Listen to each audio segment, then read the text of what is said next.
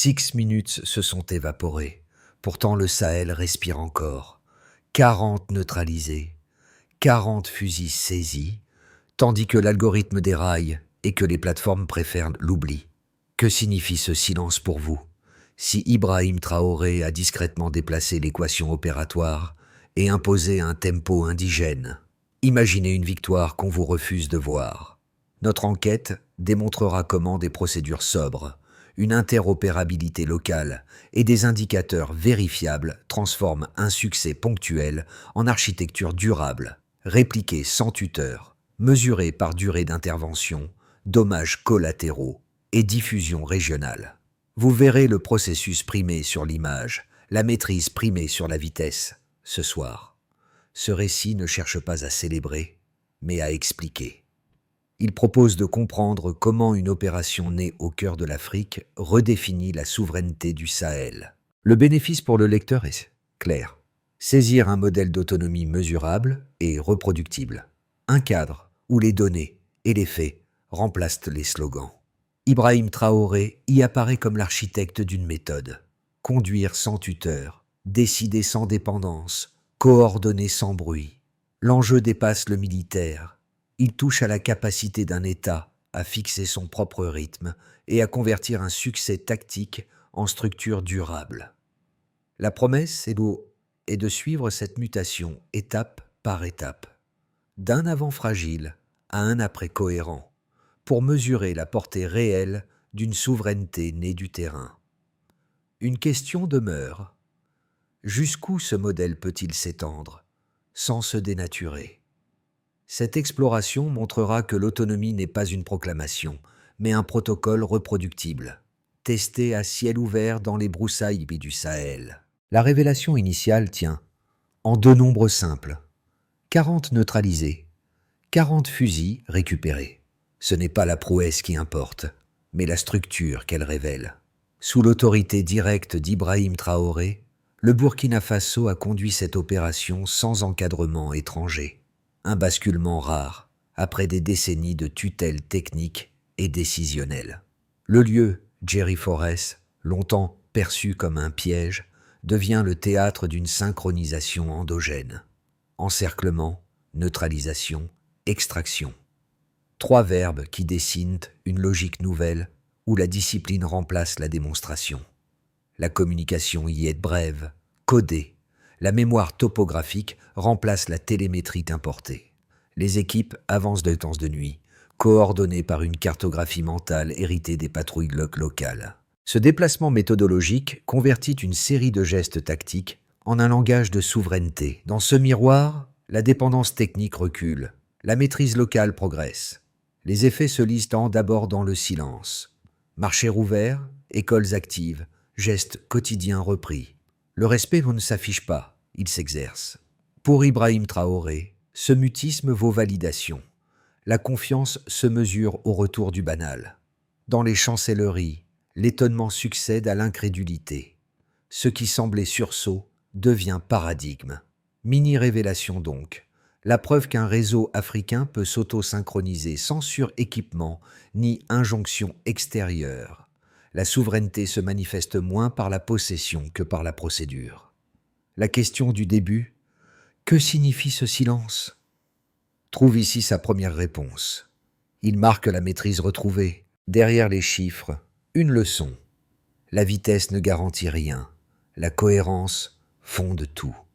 Ainsi, la compréhension du cas burkinabé exige d'observer non la fulgurance, mais la répétition des gestes, leur précision, leur traçabilité. C'est là que commence la transformation d'un exploit militaire en modèle opératoire et d'un chef d'État en méthodologue du réel. Ibrahim Traoré ne se distingue pas uniquement par ses décisions stratégiques, mais par la manière dont il incarne une nouvelle forme de leadership. Alors que d'autres pays du Sahel dépendent encore d'interventions étrangères, Traoré a su non seulement affirmer une autonomie opérationnelle, mais aussi en faire un modèle d'application locale. Le Burkina Faso, sous sa conduite, a démontré qu'il est possible de se réapproprier le contrôle sans suréquipement et sans ingérence extérieure. Les premiers impacts se mesurent Dans des chiffres simples mais significatifs. Une réduction de 47% du temps d'intervention, aucune perte civile recensée et une interopérabilité renforcée avec ses voisins. Ces résultats ne sont pas des anecdotes, mais des indicateurs qui marquent la réussite d'un changement de paradigme. Le retour à la normalité pour les civils, marchés réouverts, écoles actives, transports rétablis, est un signal clair. Mais plus encore, la transformation sociale est palpable. La peur recule, la confiance s'installe. La souveraineté n'est pas une idée abstraite. Elle se vit au quotidien par le retour des routines. Ce qui est frappant dans le modèle Traoré, c'est sa capacité à installer une routine de souveraineté. Il ne s'agit pas d'une victoire ponctuelle, mais d'un processus d'habitude inversée, d'une transformation silencieuse mais durable. En ce sens, son approche dépasse la simple gestion de crise. Elle annonce une souveraineté mesurable, vérifiable et, surtout, reproductible. Tout commence à 23h42, quand les premières escouades encerclent la lisière nord de Jerry Forest. Les voix sur les ondes sont brèves, rituelles. Encercler, neutraliser, extraire. 3 verbes, un plan, une cadence. L'opération se déroule en arcs successifs. Chaque unité progresse de manière synchronisée, avec des pauses calculées. Les lignes adverses cèdent sans fracas. La surprise n'est pas sonore. Elle est méthodique. Sous l'autorité d'Ibrahim Traoré, l'action n'est pas filmée pour être montrée. Elle est enregistrée pour être mesurée. Ce changement d'intention transforme la logique du champ de bataille. On ne cherche plus le spectaculaire, mais la vérification. Les armes récupérées, les indices de financement exogènes, les trajectoires de fuite s'agrègent dans une base de données interne. La traçabilité devient le cœur de la victoire. À l'aube, les radios ennemies s'éteignent les unes après les autres. La rupture de commandement adverse devient visible. La manœuvre burkinabé a fermé la boucle. Pas de gloire, peu d'improvisation, mais une cohérence rare. Ce basculement méthodologique redéfinit la hiérarchie des priorités. La maîtrise précède la vitesse, la précision prime sur la démonstration. Les effets immédiats sont palpables. Dans les villages proches, les civils reviennent avant les annonces officielles. Les marchés réinstallent leurs étals. Les écoles reprennent leurs horaires. La normalité, silencieuse et rapide, précède la communication d'État. C'est une inversion. L'information publique suit la stabilisation, non l'inverse. Dans les chancelleries, on hésite entre l'exception et le précédent. Mais déjà, des signaux faibles convergents. Communication locale chiffrée, logistique endogène, chaîne synchronisée entre voisins. La procédure sahélienne devient transmissible. Ibrahim Traoré comprend que le véritable pouvoir réside dans la reproductibilité. Transformer un succès local en modèle opératoire. Ce récit d'action n'est donc pas celui d'un assaut héroïque, mais d'une orchestration. La discipline remplace le spectacle. La mémoire collective remplace les drones. Dans ce cadre, la victoire se mesure à la capacité d'un système à se régénérer sans aide extérieure. Le Burkina Faso démontre que la souveraineté n'est pas un État, mais un rythme, celui de l'autonomie qui s'impose par la cohérence. Ainsi, la tempête du Sahel ne fut pas un cri de guerre, mais une leçon de méthode. Elle prouve que sous la direction d'Ibrahim Traoré, la stratégie peut devenir pédagogie. Enseigner à un continent qu'il peut agir seul, calmement, efficacement. Le premier aspect à considérer est la durée d'intervention, réduite d'environ 47%. Le deuxième point, met en lumière le taux de perte civile, ramené à 0, un résultat rare dans le contexte sahélien. Enfin, le troisième élément illustre la diffusion rapide du modèle à travers la région. Ces 3 chiffres ne prétendent pas tout expliquer.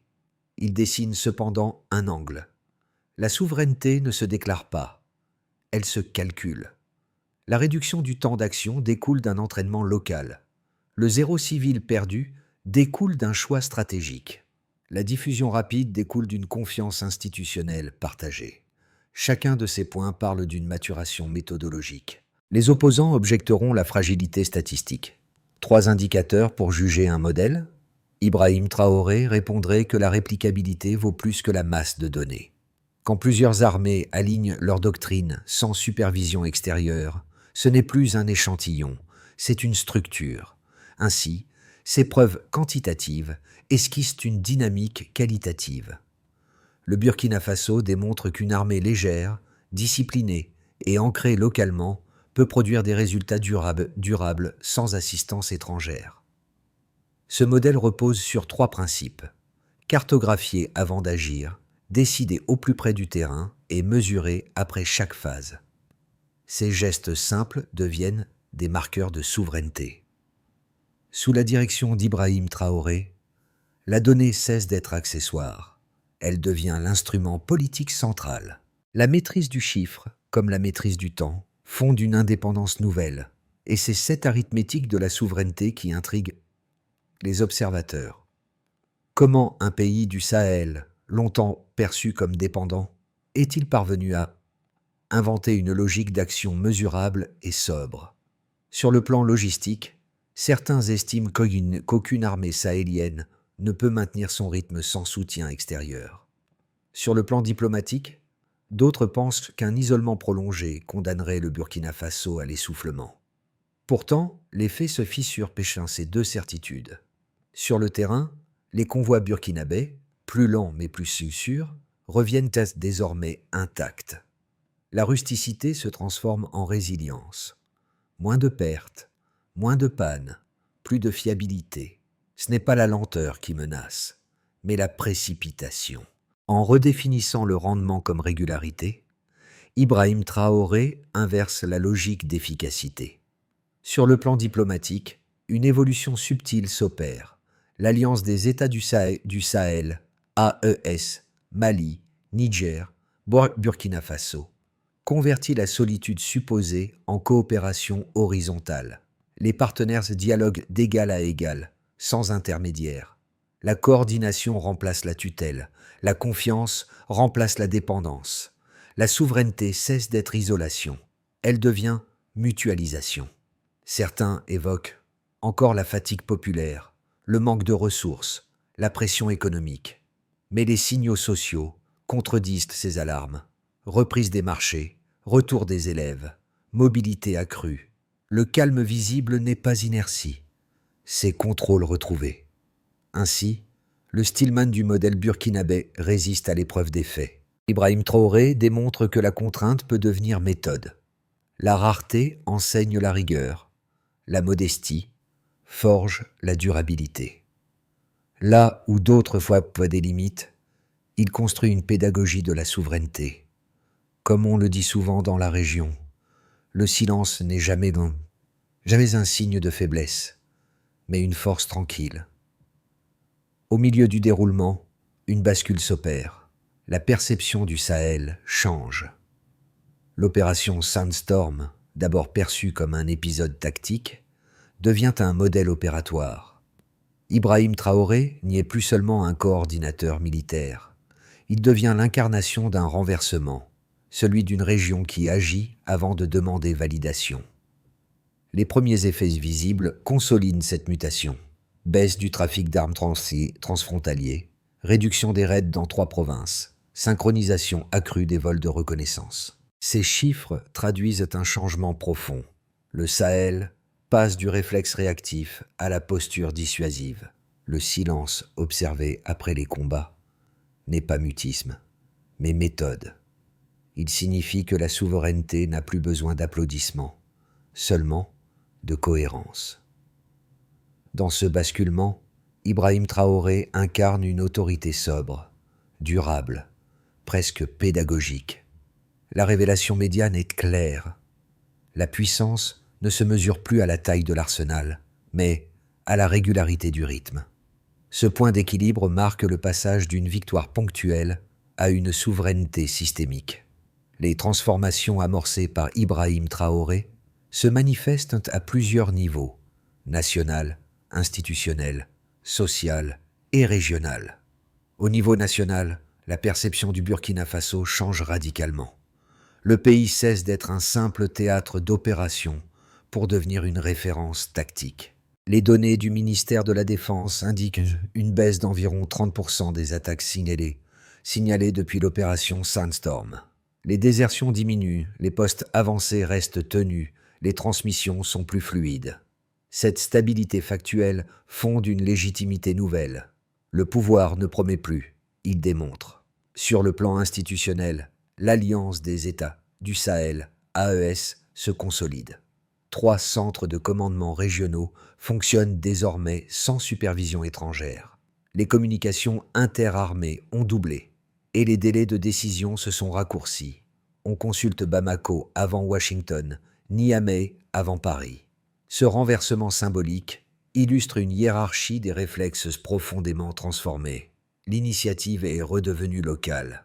Sur le plan social, la normalité renaît. Les marchés rouvrent sans escorte. Les écoles reprennent leur rythme. Les radios diffusent à nouveau des bulletins nationaux. Les habitants parlent d'une paix ordinaire, moins spectaculaire, mais plus tenace. Le patriotisme se vit dans les gestes quotidiens. Rouvrir un atelier, cultiver un champ, reprendre la route. Ibrahim Traoré devient moins une idole qu'un symbole, celui d'une possibilité. Enfin, sur le plan régional, le modèle burkinabé inspire. Le Ghana et la Guinée testent des dispositifs similaires. Le Bénin sollicite des échanges d'officiers. Même le Nigeria adapte sa rhétorique sécuritaire. Cette diffusion discrète mais continue déplace le centre de gravité diplomatique du Sahel. La dissuasion ne s'importe plus, elle s'apprend. Ainsi, les conséquences de la démarche d'Ibrahim Traoré dépassent le cadre militaire. Elles redéfinissent la notion même de souveraineté africaine. Le silence stratégique du Sahel devient un langage politique à part entière, une manière d'affirmer que la stabilité se mesure moins par le bruit des armes que par la constance du quotidien. Le modèle burkinabé ne cherche pas à briller, mais à durer. Et dans ce choix de la continuité, il trace une voie possible pour toute une région, celle de la maîtrise, patiente et mesurable. En regardant vers l'avenir, plusieurs trajectoires possibles se dessinent pour le Sahel sous la direction d'Ibrahim Traoré. Le Burkina Faso, le Mali et le Niger maintiennent leur coordination actuelle. Les routes logistiques se stabilisent, les échanges économiques reprennent, et les bases avancées se transforment en centres de formation conjoints. Cette continuité prudente prolonge la crédibilité d'un modèle africain d'autonomie. Réparer plutôt que conquérir, ancrer plutôt qu'étendre. Telle serait la devise d'une souveraineté tranquille. Si ce rythme se maintient, la région pourrait réduire durablement sa dépendance technologique et renforcer la confiance institutionnelle interne. Les États voisins rejoignent progressivement le cadre AES. Une doctrine commune de sécurité partagée réduit jusqu'à 40% les attaques régionales. Des corridors commerciaux réapparaissent entre Ouagadougou, Bamako et Niamey. Dans cette hypothèse, l'image d'Ibrahim Traoré dépasserait le cadre national pour devenir celle d'un leader panafricain de la souveraineté concertée. Mais ce scénario exige une discipline diplomatique rare et une cohésion politique constante, 2 ressources plus fragiles que les armes elles-mêmes. Sous l'effet combiné des sanctions, des pénuries et des campagnes de désinformation, l'unité AES pourrait se fissurer. Des attaques frontalières raviveraient donc la méfiance et des influences extérieures exploiteraient les divergences internes. Dans cette hypothèse pessimiste, la victoire symbolique de Sandstorm pourrait devenir un fardeau, trop visible pour être ignoré, trop fragile pour être imité. Mais la clé demeure la vigilance. Comme le répète souvent Ibrahim Traoré, le pouvoir n'est rien sans continuité. La durabilité devient la véritable mesure de la souveraineté. Le succès n'est pas jugé à sa gloire, mais à sa persistance. Le changement conduit par Ibrahim Traoré dépasse les bilans militaires. Il s'enracine dans les gestes quotidiens. À Ouahigouya, un instituteur raconte le retour des élèves après 4 années d'interruption. À Kaya, les commerçants rouvrent leurs échoppes à l'aube sans escorte. Ce ne sont pas des exploits, mais des signes. La continuité a remplacé la peur. La population retrouve la maîtrise de son propre rythme. Cette transformation est perceptible dans la parole publique. Les radios locales parlent moins de sécurité que de reconstruction. Les associations de jeunes documentent les progrès, filment les villages qui renaissent. Pour Ibrahim Traoré, cette énergie civique vaut plus qu'un discours. Elle prouve que la souveraineté peut devenir une culture. Le patriotisme cesse d'être un cri pour redevenir une habitude. Enseigner, produire, réparer. Dans les conversations, le mot « avenir » revient, simple mais chargé. Il ne désigne plus une promesse abstraite, mais un horizon quotidien. Le courage collectif se manifeste dans la régularité, pas dans la flamboyance. Ce retour à la normalité n'est pas une résignation, c'est une conquête. En restaurant le banal, le Burkina Faso reconquiert le sens du durable, et ce lien humain, tissé dans la lenteur et la constance, devient la plus solide des fortifications. Ainsi, la souveraineté n'est plus seulement affaire d'État, elle se mesure à la sérénité des gestes et au calme retrouvé des voix.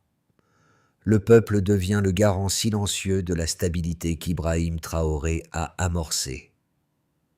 Sous l'impulsion d'Ibrahim Traoré, le Burkina Faso et ses partenaires du Sahel ont mis en œuvre un plan articulé autour de 5 axes concrets.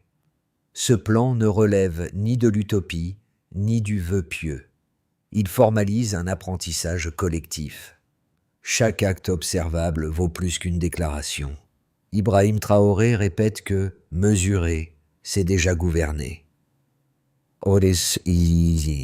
Dans un environnement saturé de désinformation, cette méthode réintroduit la preuve comme norme politique. Ainsi, la souveraineté devient une habitude, non un moment. Elle se construit, pas à pas, sous les yeux du peuple. Le soir tombe sur Ouagadougou. Dans une cour poussiéreuse, un enfant trace au bâton le drapeau du pays, tandis qu'un soldat nettoie son fusil à la lumière vacillante d'une lampe à pétrole. La scène rappelle Jerry Forrest, la nuit où tout a commencé. Même silence, même poussière, mais plus la même peur. Sous le regard d'Ibrahim Traoré, la victoire n'est plus un spectacle. Elle est devenue une preuve intime. Chaque geste ordinaire, rouvrir un atelier, allumer une radio, marcher sans crainte, devient un acte de souveraineté. La discipline s'est transformée en culture, la rigueur en fierté tranquille. Ce que le monde appelait tempête s'est mué en reconstruction. Le Burkina Faso ne réclame plus sa place. Il l'occupe, calmement, par le travail, la méthode et la foi en soi. Dans ce nouveau silence, on entend moins l'écho des armes que celui d'une promesse tenue.